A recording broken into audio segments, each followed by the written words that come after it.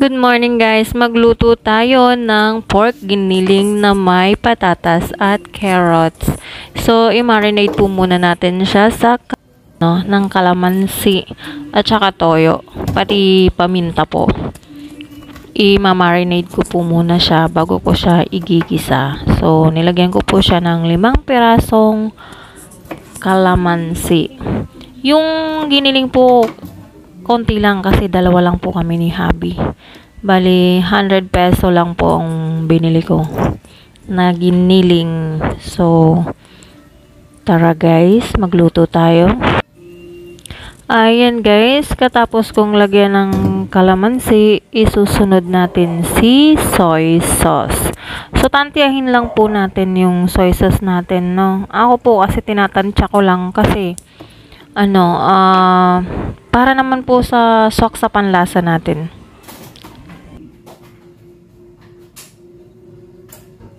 I-mix po natin ito ng maayos hanggang sa mag-blend ang lahat ng ingredients na nilagay nyo. Yung kalamansi, soy sauce, at yung pamintang durog.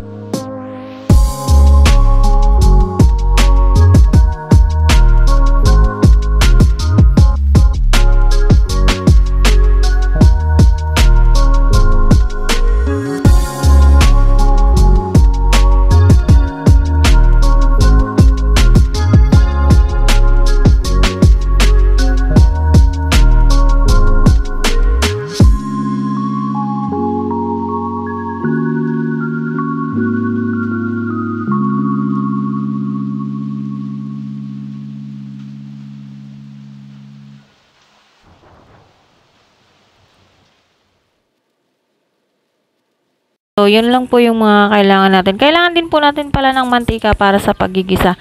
Tsaka mga ilang pampalasa. So, yun lang guys. Gumamit din po pala ako dito ng ketchup. Banana ketchup po ginamit ko. So, mag-isa na tayo guys. Nagpainit muna ako ng kawali. Tapos, nung mainit na siya, naglagay na ako ng mantika. At inumpisahan ko na po ang paggigisa.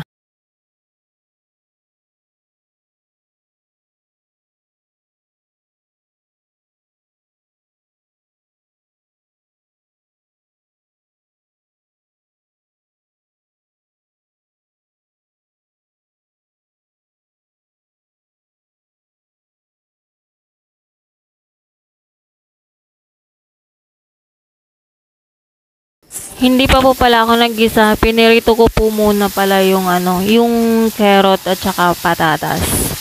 So, So, ganyan po ako pag nagtutorta. Ipiprito ko po muna sila para po, mamaya ilalagay ko na lang sila pag, luto na yung giniling.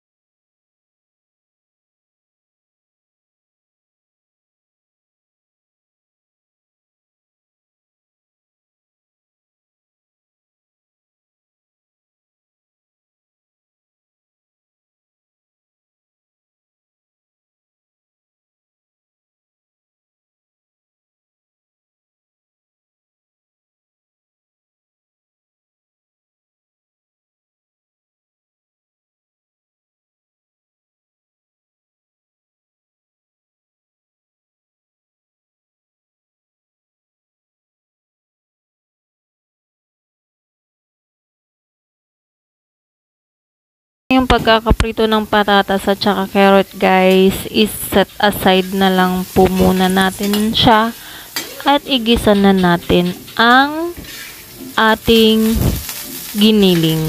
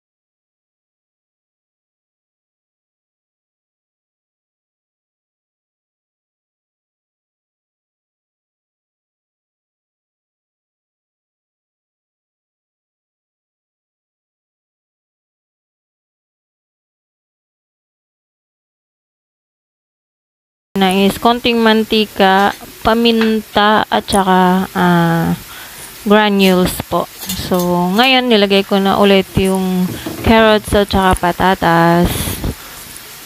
Malapit na po kasi siyang maluto. Pati sinunod ko na din po yung yung capsicum or bell pepper po.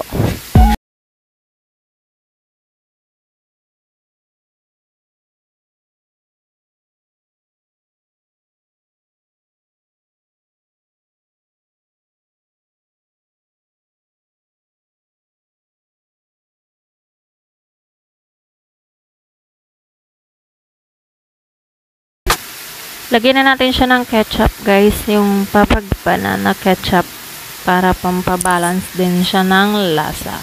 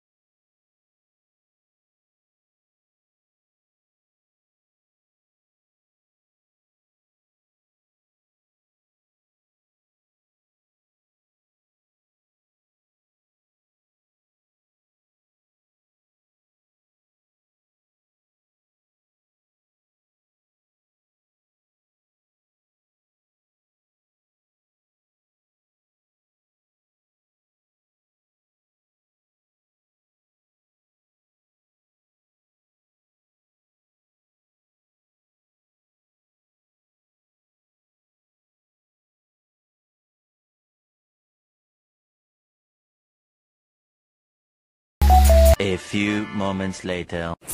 Eto na siya guys, luto na ang ating pork giniling na may carrots at patatas.